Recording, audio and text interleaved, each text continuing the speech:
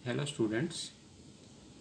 Last lecture में हमने पढ़ा था फिजियोग्राफिकल डिवीजन ऑफ इंडिया, जिसमें north and north eastern mountain में से हिमालय माउंटेन के सब डिवीजन को अंडरस्टैंडिंग किया था, उनको समझा था। आज हम पढ़ते हैं the northern plane. Northern plain उस टाइम आप लोगों को बताया था कि नॉर्दर्न प्लेन ग्रेट हिमालय और पेनिनसुलर प्लेटू के बीच में एक डिप्रेशन वैली का फॉर्मेशन हुआ था कॉन्टिनेंटल प्लेट मूवमेंट के कारण से।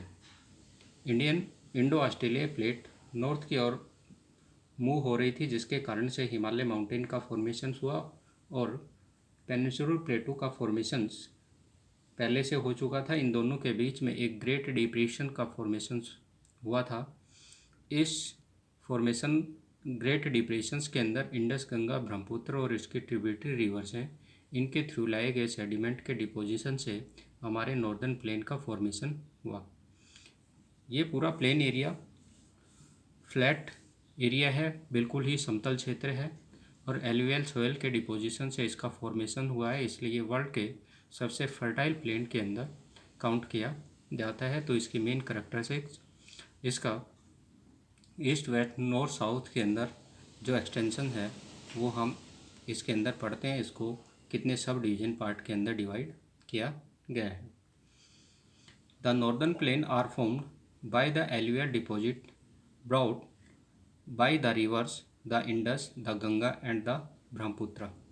These plains extend approximately 3200 kilometre from the east to west. ये ईस्ट से वेस्ट के अंदर लगभग 3200 किलोमीटर लंबा है। The average width of this plain varies between 150 to 300 kilometre. अलग अलग जगह पर अलग अलग है।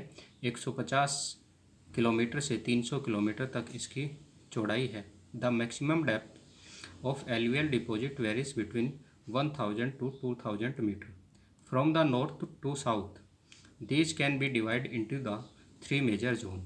ये आपको अंडरस्टैंडिंग करना है, अच्छे से ध्यान रखना है कि नॉर्थ से साउथ में इसको तीन पार्ट के अंदर सब डिविजन्स के अंदर डिवाइड किया गया है, जिसमें सबसे पहला जो पार्ट आता है वो भाबर आता है, उसके बाद तराई आता है, उसके बाद एलुवियल प्लेन एरिया आते हैं। इनको मैं मैप में बताता हूँ। मैप में आप देखिए, ये हमारे शिवालिक माउंटेन रेंज की सबसे लास्ट रेंज आ जाती है। इस लास्ट रेंज के बीच के बाद के अंदर ये हमारा जो है, ये इधर इंडस का, इधर गंगा का और इधर ब्रह्मपुत्र का प्लेन एरिया सिचुएटेड है। इस प्लेन एरिया को तीन पार्ट के अंदर डिवाइड किया गया है। सबसे पहला जो पार्ट था वो आपको बताया था कि इसके अंदर भाबर रीजन आता है। भाबर रीजन जो है वो अरावली के फुट हिल रेंज से स्टार्ट होता है।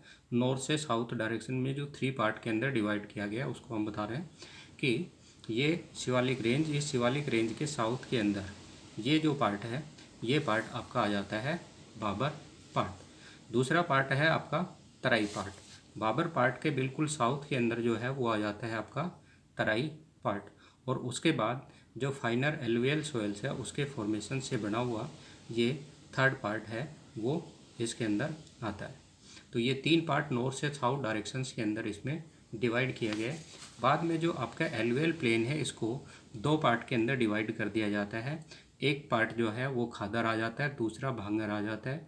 जो न्यू एलुवियल सोइल से बना हुआ पार्ट है वो आपका खादर रीजन आता है, और जो ओल्ड एलुवियल सोयल से डिपॉजिट पार्ट है उसको हम भांगर पार्ट का नाम देते हैं। यानी कि जो पुरानी जलोढ़ मिट्टी से बना हुआ है वो भांगर और नई जलोढ़ मिट्टी से बना हुआ है वो खादर पार्ट है। जो एलुवियल प्लेन एरिया है दोनों ही में, खादर और भांगर दोनों में ही एलुवियल सोयल पाई जाती है, लेकिन खादर पार्ट में न्यू एलुवियल सोयल होती है और भांगर पार्ट में ओल्ड एलुवियल सोयल होती है, जिसकी फर्टिलिटी पावर है वो रिड्यूस हो चुकी है।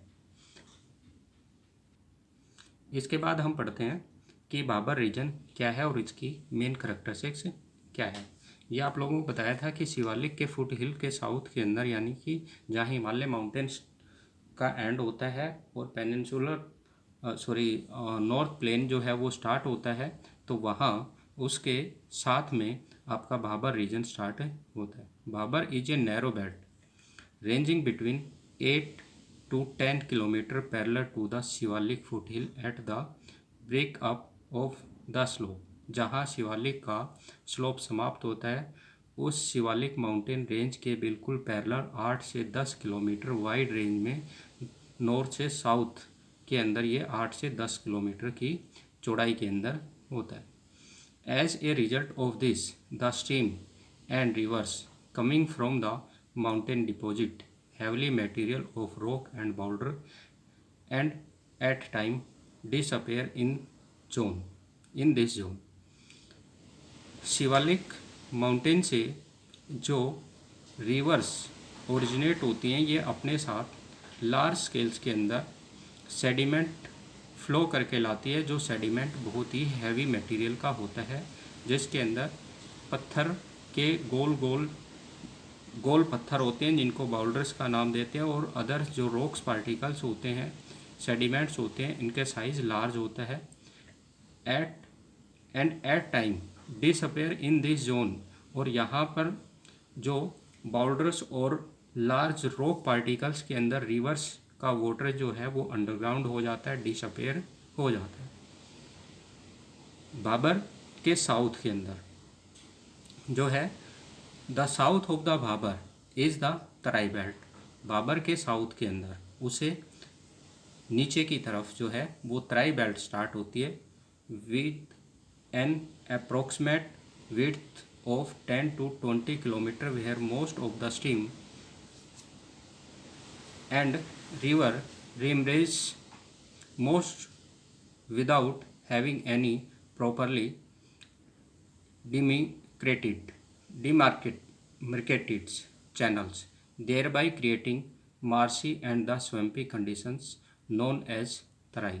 इस क्षेत्र के अंदर जो भाबर रीजन है उस भाबर के साउथ के अंदर 10 से 20 किलोमीटर की चौड़ाई के अंदर जो है ये भाबर रीजन एक्सटेंड है, लोकेटेड है, और ये उसके साउथ के अंदर फैला हुआ है। रिवर रीएमरेज्ड, यहाँ पर जो सेडिमेंट पार्टिकल्स हैं वो फाइनर हो जाते हैं, जिसके कारण से जो भाबर रीजन्स के अंदर रिवर डिस्पेयर हो गई थी, अंडरग्राउंड हो गई थी, वो तराई रीजन में फिर से सरफेस पर बहने लगती है और दोबारा से निर्मित हो जाती है। इस रीजन्स के अंदर क्रिएटिंग मार्सी, बहुत सारी बिना किसी चैनल के रिवर्स जो हैं वो रीमरेज होती हैं, जिसके कारण से ये पूरा क्षेत्र जो है वो मार्सी, दलदली और स्वैम्पी हो जाता है, और इसी पूरे रीजन्स को हम तराई रीजन्स के नाम से जानते हैं। This has luxurious growth of natural vegetation and houses a varied wildlife। इसलिए यहाँ पर जो बड़े पैमाने पर नेचुरल वेजिटेशंस की ग्रोथ होती है और इसे जंगली जानवरों को घर के रूप में जाना जाता है, हाउसेस ए वेरिड वाइल्ड लाइफ के रूप में जाना जाता है। इसके बाद हम पढ़ते हैं भाबर रीजन्स की main characteristics. Bhabar lie along the foot of the Shivalik from the Indus to Teesta river. Indus और तीस्ता रिवर के बीच के अंदर ये भाबर रीजन्स है, ये आपका फैला हुआ है। इसमें आप लोगों को बताया था कि तीस्ता रिवर जो है ये आपकी उत्तराखंड और नेपाल बॉर्डर के पास से फ्लो होती, तो इनके बीच से ये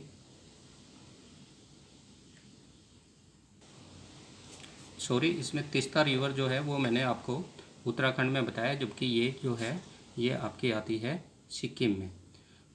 तो ये शिवालिक रेंज के अंदर जो भाबर रेंज हम बता रहे हैं ये इधर आपकी इंडस रिवर से उसके पैरेलल शिवालिक रेंज के पैरेलल चल करके और तीस्ता रिवर तक ये एक्सटेंडेड है, ये इसका फैलाव है। It is 8 to 16 kilometre wide. ये जो आपके इंडस से और तीस्ता तक यहाँ आपकी तीस्ता आती है, इसके साथ साथ शिवालिक के नॉर्थ से और साउथ में 8 से 16 किलोमीटर के वाइड के अंदर जो है वो फैला हुआ है। It comprises of pebble studded rocks in the shape of the porous bed. ये पूरा क्षेत्र जो है वो रोड़े कंकड़ पत्थर आदि बड़े और लार्ज रॉक पार्टिकल से बना हुआ है, और इसके अंदर जो चट्टानें हैं उन चट्टानों में जल है वो नीचे रिस करके चला जाता है, इसलिए यहाँ पर जो नदियाँ हैं वो अंडरग्राउंड हो जाती हैं, डिसअपेयर हो जाती हैं। Due to the porosity of the rocks the stream disappear and flow underground. Next characteristic this region is not much stable for agriculture, क्योंकि ये फाइनर पार्टिकल्स से बना हुआ नहीं है, फर्टाइल सॉइल से बना हुआ पार्टिकल नहीं है, इसलिए यहाँ पर जो है एग्रीकल्चर्स के लिए ये स्टेबल नहीं है, केवल ये वाइल्ड एनिमल और नेचुरल वेजिटेशंस की ग्रोथ के लिए सबसे फेवरेबल माना जाता है। नेक्स्ट आता है तराई। आपके भाबर रीजन के साउथ के अंदर, ये आपका भाबर रीजन से, इस पूरे भाबर रीजन्स के साउथ का जो ये पार्ट आ जाता है, इस पूरे पार्ट के अंदर जो एरिया का एक्सपेंशन है, विस्तार है, उसको हम तराई रीजन का नाम देते हैं। Terai region lie to the south of the Bhabar and run parallel to it. ये भाबर के साउथ के अंदर और इसके पैरेलल चलता है। It is 20 to 30 kilometre wide, ये 20 से 30 किलोमीटर की वाइड के अंदर है, जबकि भाबर रीजन आपका 8 से 16 किलोमीटर है। ये आपको इसमें ध्यान रखना है। It is composed of comparatively finer alluvium and is covered by forest। ये एल्यूवियम सोयल से बना हुआ है, जलोढ़ मिट्टी से बना हुआ है, इसलिए ये फॉरेस्ट कवर्ड है और एग्रीकल्चर्स के लिए भी ये स्टेबल है। The underground stream of the Bhabar reemerge on the surface and give birth of the marshy area. यहाँ पर जो नदियाँ हैं वो दोबारा से, जो भाबर रीजन में अंडरग्राउंड हो गई थी, वो दोबारा से और सरफेस पर बहने लगती हैं, जिसके कारण से ये पूरा क्षेत्र है वो दलदली रहता है। Most part of the Terai area are reclaimed for agriculture. यहाँ के जो स्ट्रीम हैं उनको एक सिंगल स्ट्रीम में फ्लो करके और लैंड, एग्रीकल्चर लैंड है वो रिसीव की जाती है, इसलिए इस रीजन्स के अंदर जो है वो राइस जैसी जो क्रॉप्स हैं उनकी कल्टीवेशन की जा सकती है। इसके बाद नेक्स्ट आता है the south of Terai is a belt consist of old and new alluvial deposit known as the Bhangar and Khadar. जो हमारी एल्यूवियल सोइल से बने हुए प्लेन एरिया है उसको दो पार्ट में, हमने ऊपर बताया था आपको, दो पार्ट में डिवाइड किया गया है, एक भांगर रीजन और दूसरा खादन रीजन। ये भाबर और भांगर में आप कन्फ्यूजन होंगे, इसलिए आपको ये ध्यान में रखना है कि भाबर रीजन है वो ओल्ड एल्यूवियल सॉइल से बना हुआ है, और जो आपका भाबर रीजन है ये सैंडस्टोन्स जो हैं, पीबल्स हैं, बाउल्डर्स हैं, इन बड़ी चट्टानों का बना हुआ पार्ट है। भाबर रीजन है ये आपके शिवालिक के साउथ के अंदर है, जबकि जो भांगर रीजन है ये आपके तराई के साउथ के अंदर है, ये आपको ध्यान में रखना है। And Khadar respectively this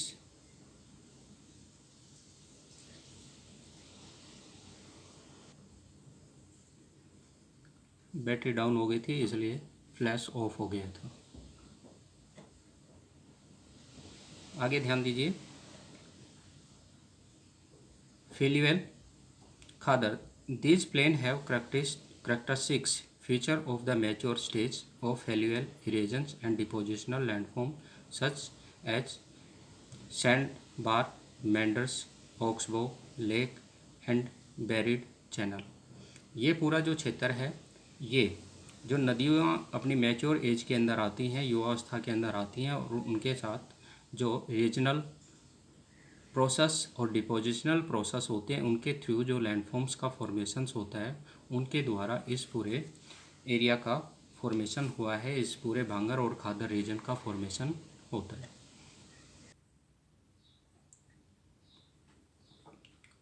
sandbar, meanders, oxbow, lake and buried channel, इसके अंदर जो हैं ये नदियाँ अपनी अपर्दन और निक्षेपण जो इरेजनल एंड डिपोजिशनल लैंडफॉर्म्स का फॉर्मेशन करती हैं, जिसके अंदर आपके सैंड बार्स जो होते हैं मिट्टी के बालू के जो टीले से बन जाते हैं। मेंडर्स रिवर्स जब स्नैक शेप के अंदर फ्लो होती है, जिगजैग रूप के अंदर बह कर के चलती है। मेंडर्स ऑक्सबो लेक, जिसके अंदर ऑक्सबो लेक का फॉर्मेशन हो जाता है। ये जैसे कि इसमें दिखाया गया है, ऐसे ऑक्सबो लेक का फॉर्मेशन हो जाता है। एंड बैरिड चैनल, और बैरिड चैनल्स जो हैं वो बन जाते हैं। बैरिड चैनल्स क्या होते हैं, रिवर्स इस प्रकार से फ्लो होती है और उनके बीच के अंदर जो है वो सैंड ड्यून्स बन जाते हैं, तो इनको हम बैरिड चैनल का नाम देते हैं। The Brahmaputra plain are known for their riverine island and sandbar. इसमें सबसे अधिक आसाम के अंदर ब्रह्मपुत्र रिवर के अंदर जो हैं ये छोटे छोटे सैंड ड्यून्स बन जाते हैं, जिनको हम रिवरिन आइलैंड का नाम देते हैं, नदीय द्वीप का नाम देते हैं, या इनको सैंडबार का नाम देते हैं।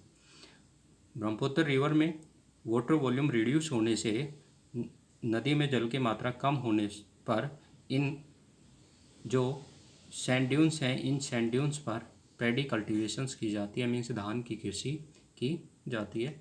तो ये आपके आ जाते हैं sand bars. Most of this area are subjected for periodic floods and shifting rivers course forming buried stream. यहाँ पर अधिकतर समय समय पर बाढ़ आती रहती हैं और नदियाँ अपना रास्ता बना लेती हैं और गुम्फित क्षेत्रों में प्रवाहित होती है। फॉर्मिंग बैरिड स्ट्रीम, जो गुम्फित स्ट्रीम वगैरह हैं उनका फॉर्मेशन करके फ्लो होती है, जिसके कारण से ये नए पार्ट के अंदर जो है वो फ्लड का रीजन बन जाती है। जो फ्लड कोर्स होते हैं उन पर फ्लड नहीं आती और नए ही रीजन्स के ऊपर फ्लड जो है वो आ जाती है। तो इस प्रकार का जो फॉर्मेशन होता है, इनके अंदर जो है वो रिवर अपने कोर्स को शिफ्ट कर लेती हैं और न्यू रीजन्स के अंदर फ्लड का रीजन बनती। The mouth of these mighty river also form some of the largest delta of the world. ये नदियाँ विश्व के बड़े विशाल डेल्टाओं का निर्माण करती हैं। For example the famous Sundarban delta. Otherwise this is a featureless plain with a general elevation of 50 to 150 metre above in the means of sea level। जैसे इसमें सुंदरबन डेल्टा है, विशेष तौर पर यह एक सपाट मैदान है जिसकी समुद्र तल से औसत ऊंचाई जो है, this is the featureless plain with a general elevation 150 to 150 metre above the mean sea level। Sea level से 100 से 150 मीटर इनकी हाइट होती है, ऊंचाई के ऊपर ये पूरा प्लेन एरिया सिचुएटेड है। The state of Haryana and Delhi from A water divide between the Indus and the Ganga river stream. Haryana और दिल्ली का जो प्लेन एरिया है, ये प्लेन एरिया इंडस नदी और मीन्स सिंधु नदी और गंगा नदी दोनों के वाटर को डिवाइड करने वाला पार्ट है। 1 मार्क्स में ये पूछ लेते हैं, इम्पोर्टेंट पॉइंट है। Which part divide the Indus and Ganga water system. तो आपको बताना है हरियाणा एंड दिल्ली का जो प्लेन एरिया है, ये इंडस और गंगा के वाटर को डिवाइड करने वाला पार्ट है। As oppose of this the Brahmaputra river flow from the north east to the south west directions before it take an almost 90 degree southward turn to the Dubri before it enter into the Bangladesh।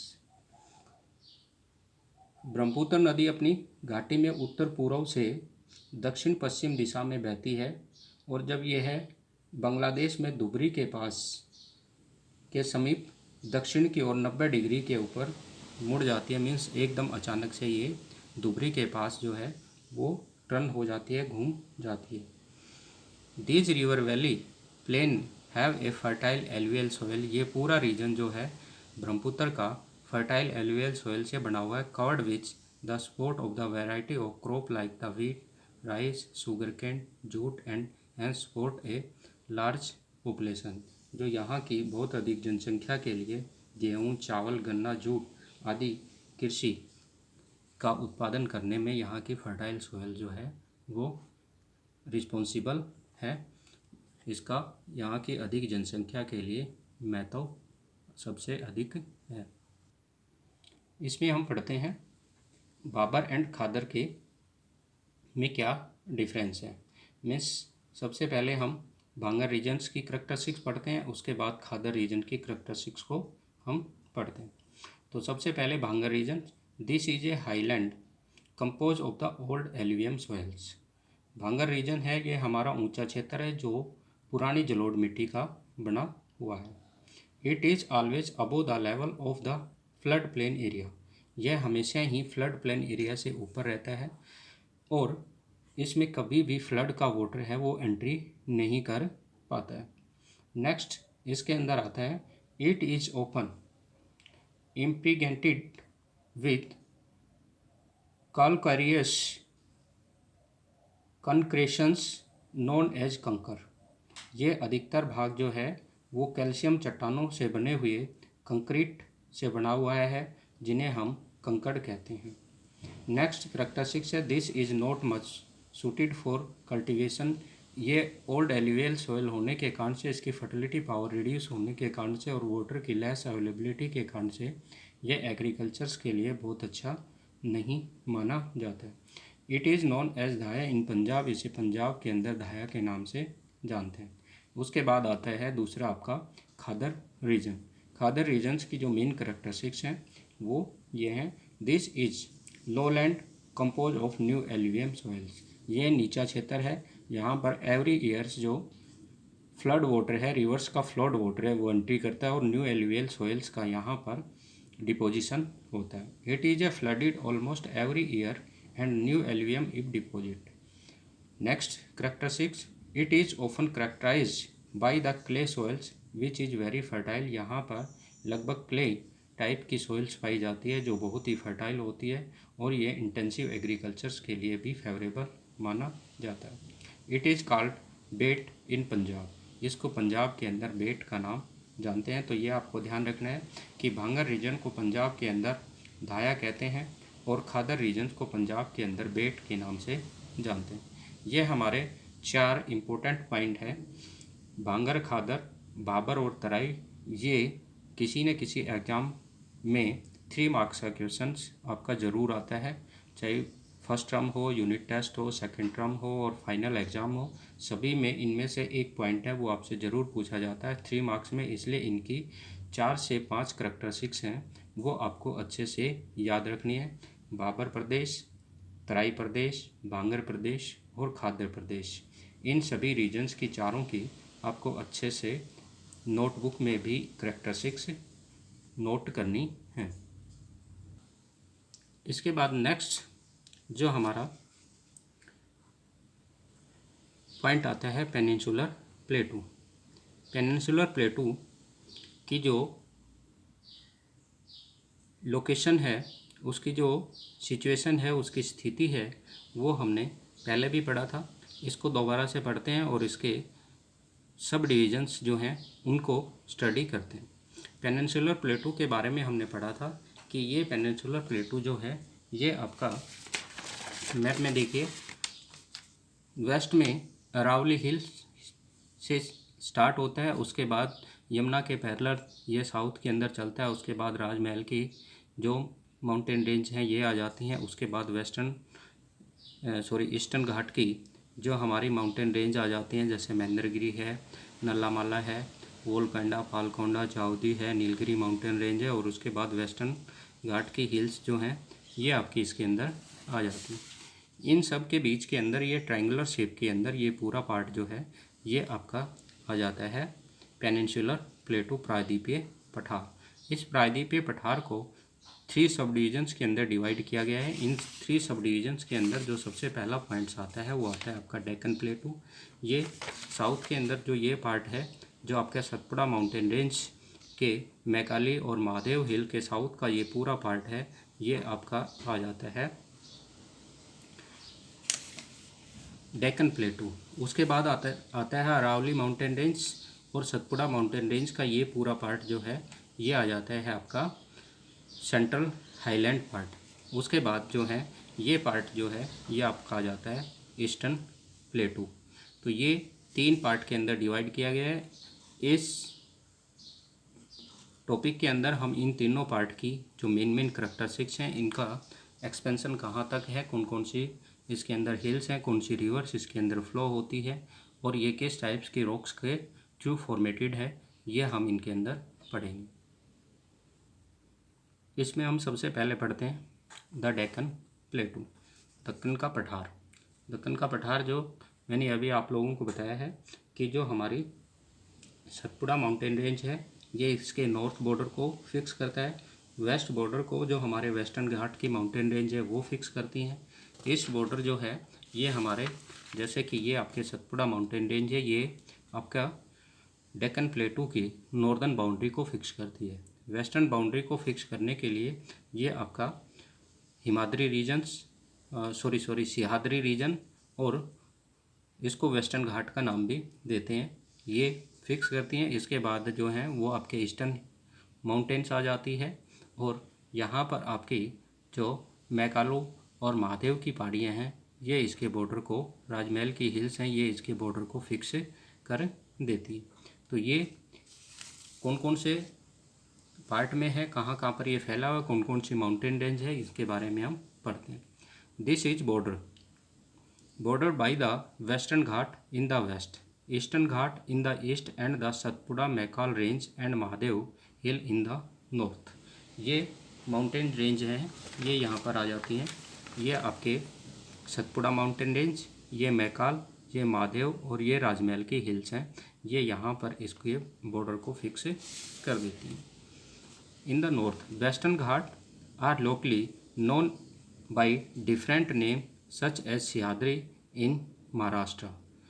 जो western घाट की mountain range हैं इनको हम अलग अलग reason में अलग अलग नाम से जानते हैं। जैसे कि इनके अंदर ये आप देख रहे हैं कि सिहाद्री इन महाराष्ट्र में इसको सिहाद्री के नाम से जानते हैं क्योंकि ये बहुत ही फॉरेस्ट कवर्ड एरिया है और बहुत ही सुंदर क्षेत्र है, इसलिए इसको सिहाद्री का नाम देते हैं। हिमाद्री हमारे हिमालय माउंटेन की सबसे जो टॉप पॉइंट्स हैं जिस पर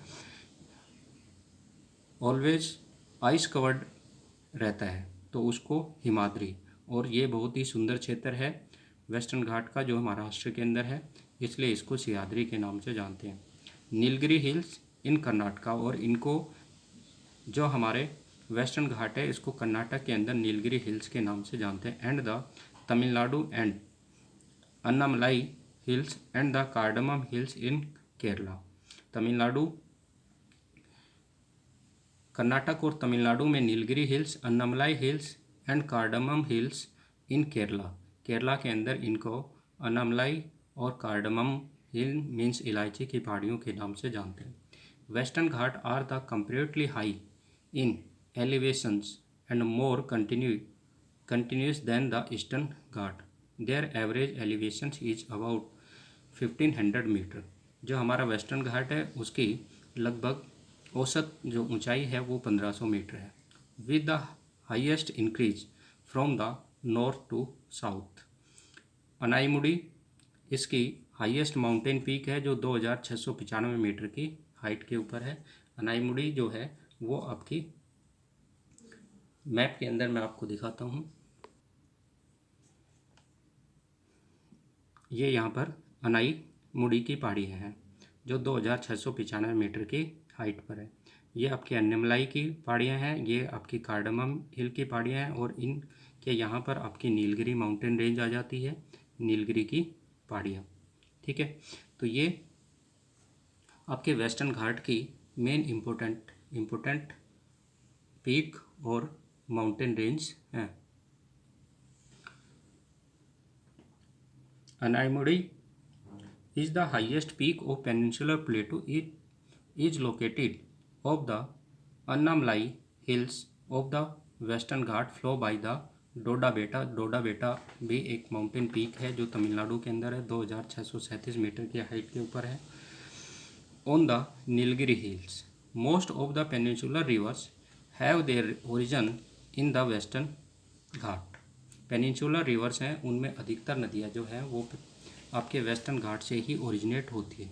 eastern Ghat comprising the discontinue and low hills are highly eroded by the river. जो ईस्टर्न घाट है वो वेस्टर्न घाट के कंपेयर के अंदर जो है वो डिसकंटिन्यू है, अस्थिर है और बहुत ही नीचा क्षेत्र है. ये नदियों द्वारा बहुत अधिक मात्रा के अंदर इरोडेड है. River such as the Mahanadi, the Godavari, the Krishna, the Kaveri etcetera. Some of the important range including the Javadi hills Andhra Pradesh के अंदर है.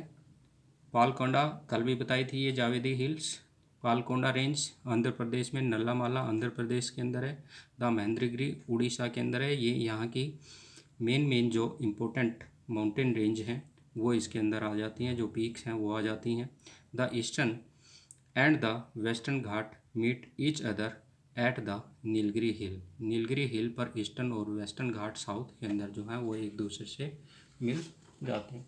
इनके अंदर आप देखिए कि ये आपकी महेंद्रगिरी उड़ीसा के अंदर है, नल्लामाला आंध्र प्रदेश के अंदर है, वोलकेंडा और पोलकेंडा आंध्र प्रदेश के अंदर है और जावेदी हिल जो है वो आपकी तमिलनाडु के अंदर है. ये यहाँ की मेन है. ये यहाँ पर नीलगिरी हिल्स आ जाती हैं जो ईस्टर्न घाट यहाँ से आकर के और ये वेस्टर्न घाट यहाँ आते हैं और दोनों यहाँ पर जो है वो मिल जाते हैं. ये इनका मीटिंग पॉइंट है. नेक्स्ट आता है आपका central highland. They are bounded to the west by the Aravalli range. इसके अंदर जो हम सेंट्रल हाईलैंड की बात कर रहे हैं ये आपका सेंट्रल हाईलैंड का एरिया आ जाता है जो यमुना के साउथ के अंदर आ जाता है. अरावली माउंटेन रेंज के वेस्ट के अंदर आ जाता है और सतपुड़ा माउंटेन रेंज के नॉर्थ के अंदर आ जाता है. इसके ईस्टर्न जो बाउंड्री है वो फिक्स करती है मैकालू, महादेव और राजमहल हिल्स जो हैं वो इसकी ईस्टर्न बाउंड्री फिक्स कर देती है. इनके बीच का ये पूरा पार्ट जो है ये आ जाता है, ये आपका सेंट्रल हाईलैंड का पार्ट आता है. Aravalli range. The Satpura range is found by a series of scrap plateau. Scrap means होता है उबड़ खाबड़ कटा फटा होना. On the south generally at the elevation varying between 600 to 900 metre. जो इसकी एवरेज हाइट है वो 600 से 900 मीटर है. ये इंपॉर्टेंट है, ये ध्यान रखना है. Metre above the mean sea levels. समुद्र तल से इसकी ऊंचाई 600 से 900 metre. This forms the northern most boundary of the Deccan plateau. और इसकी डेक्कन का पठार जो है वो उत्तरी सीमा को बनाता है. Deccan plateau. It is classic example of the relict mountain which are highly denuded and form discontinuous range. ये क्षेत्र है ये टूटी फूटी श्रृंखला का बना हुआ है और यह बहुत ही अपर्दित जो अवशिष्ट पर्वतमाला का अच्छा उदाहरण है. जो discontinuity mountain range, denuded mountain range का सबसे अच्छा एग्जाम्पल जो है वो आपका सेंट्रल हाईलैंड का एरिया आता है. The extensions of the peninsular plateau can be seen as far as the Jaisalmer in the west. Jaisalmer प्रायद्वीपीय पठार का जैसलमेर तक जो है वो विस्तार पाया जाता है. Can be seen as far as Jaisalmer in the west where it has been covered by the longitudinal sand रिज्ड and crescent shape sand dunes called barchan. अर्धचंद्राकार. क्रीसेंट शेप मीन्स होते हैं अर्धचंद्राकार बालू के टीले. Half moon shape sand dunes is known as crescent shaped और barchans. अर्धचंद्राकार बालू के टीले और लंबे सैंड के टीले बालू के जो हैं वो टीले पाए जाते हैं इस रीजन्स के अंदर जो पेनिनसुलर प्लेटू का जैसलमेर तक का विस्तार है. This region is undergone metamorphic process in the geological history. इस क्षेत्र का जो निर्माण है वो मेटामॉर्फिक रॉक्स से हुआ है और इसके अंदर जो मेटामॉर्फिक रॉक्स के एग्जाम्पल है वो है geological history which can corroborated by the presence of the metamorphic rocks such as marble, slate, नीस। इसके अंदर जो संगमरमर है, स्लेट है और नाइस जो आपकी रॉक्स हैं उनके थ्रू इसका फॉर्मेशन हुआ है। The general elevations of the central highland range between the 700 to 1000 metre above the mean sea level and its slope toward the north and north eastern directions. समुद्र तल से इसके मध्य भाग का जो सबसे बीच का जो पॉइंट आता है उसकी ऊंचाई जो है वो 700 से 1000 मीटर है, जबकि एवरेज जो आप लोगों को बताई थी वो 600 से 900 बताई थी। तो इसका सेंट्रल पॉइंट है उसकी हाइट जो है वो 700 से 1000 मीटर समुद्र तल से ऊंचाई अधिक हो जाती है और जो इसका स्लोप है वो the slope toward the north and north eastern directions, जो उत्तर और उत्तर पूर्व दिशा के अंदर कम होता चला जाता है। Most of the tributary of the river Yamuna have their origin in the Vindhyan Kaimur range. इस रीजन के अंदर जो यमुना की अधिकतर सहायक नदी जो विंध्याचल और कैमूर की श्रेणियों से निकलती है, कैमूर माउंटेन रेंज से ओरिजिनेट होती हैं, वो फैला हुआ रीजन है।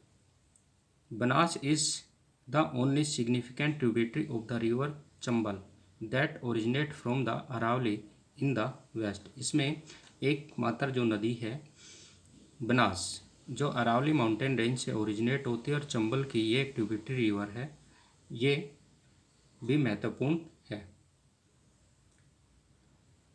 An eastern extension of the central highland is found by the Rajmahal hill. ये राजमहल की पहाड़ियों के पास में इसका सबसे भाग ऊंचा है और इसका विस्तार जो है वो राजमहल की पहाड़ियों तक है। राजमहल की पहाड़ी जो आपको बताया था कि मैप में देखिए आप कि राजमहल की जो पहाड़ियाँ हैं ये यहाँ तक आपकी आ जाती हैं, जो आपके झारखंड के अंदर और बिहार के अंदर एक्सटेंडेड हैं, वहाँ पर ये फैली हुई हैं।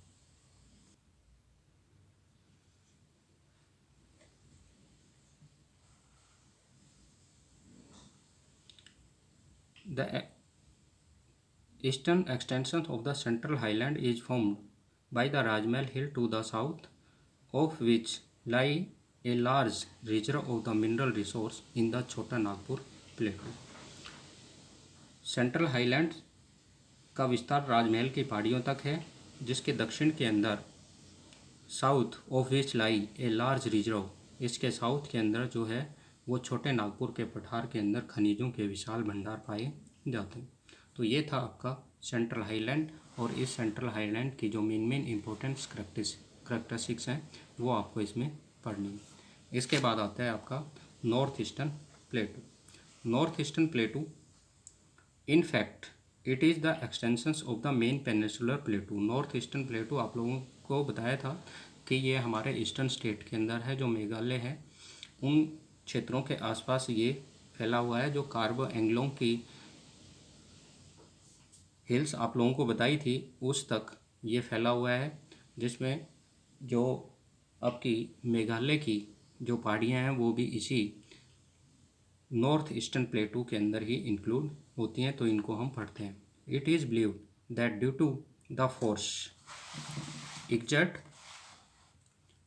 Bye the north western word movement of the India. इसका निर्माण है वो जो हमारा इंडियन प्लेट जो है वो नॉर्थ ईस्टर्न साइड के अंदर मूव हुई, तो उस टाइम पीरियड के अंदर इनका भी फॉर्मेशन हुआ था। हिमालय की उत्पत्ति के समय इंडियन प्लेट जब उत्तर पूर्व दिशा में खिसकने लगी तो उस टाइम पीरियड के अंदर राजमहल की पहाड़ियाँ और मेघालय के पठार के बीच में एक घाटी का निर्माण हो गया था, जो दोनों आपके पेनिनसुलर प्लेटू और ईस्टर्न प्लेटू को अलग करती थी। मैप के अंदर ये आप देखिए कि इसके अंदर आप लोगों को बताया था कि ये आपका राजमहल की हिल्स आ जाती हैं और ये आपका ईस्टर्न प्लेटू जो है ये आ जाता है, और इनके बीच के अंदर ये ग्रेट डिप्रेशन एरिया का फॉर्मेशंस हो गया था, जिसके कारण से जो आपका पेनिनसुलर प्लेटू ये है और ईस्टर्न प्लेटू ये है, ये दोनों एक दूसरे से सेपरेट हो गए थे। Has fault the Himalaya origin the has fault was created between the Rajmahal Hills and the Meghalaya Plateau. Later, this depression got filled up by the deposition activity of the numerous rivers. Today, the Meghalaya and Karbi Anglong Plateau stand detached from the main peninsular block.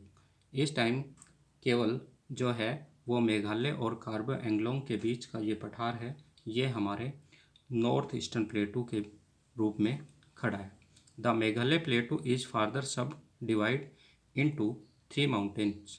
3 पर्वत श्रेणियों के बीच के रूप में Himalaya mountain को है वो divide किया गया है। इसमें सबसे पहला जो है वो आता है आपका the Karbi hills, the Khasi hills, the Jaintia hills, named after the tribal group inhabiting this regions.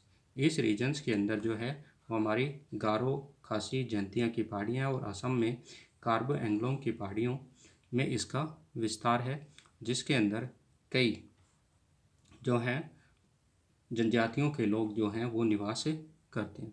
N extension of this is also seen in the Karbi Anglong hills in Assam. Similar to the Chota Nagpur plateau, the Meghalaya plateau is also rich in minerals. Meghalaya plateau छोटे नागपुर प्लेटू की तरह ही मेघालय प्लेटू है, ये भी हमारे विभिन्न प्रकार के मिनरल रिसोर्सेज से धनी क्षेत्र माना जाता है, रिच क्षेत्र माना जाता है। आयरन और सिलेमेनाइट, लाइमस्टोन, यूरेनियम्स, यहाँ मेन इम्पोर्टेंट जो है वो मिनरल्स पाए जाते हैं। This area receive maximum rainfall from the south west monsoon. ये क्षेत्र साउथ वेस्ट मानसून से सबसे अधिक वर्षा प्राप्त करता है। जो मेघालय का मौसिमराम रीजन है, ये वर्ल्ड में सबसे अधिक रेनफॉल रिसीव करने वाले रीजन में काउंट किया जाता है। As a result of the Meghalaya plateau has highly eroded surface, Cherrapunji display a bare rocks surface devoid of any permanent prominent vegetation cover.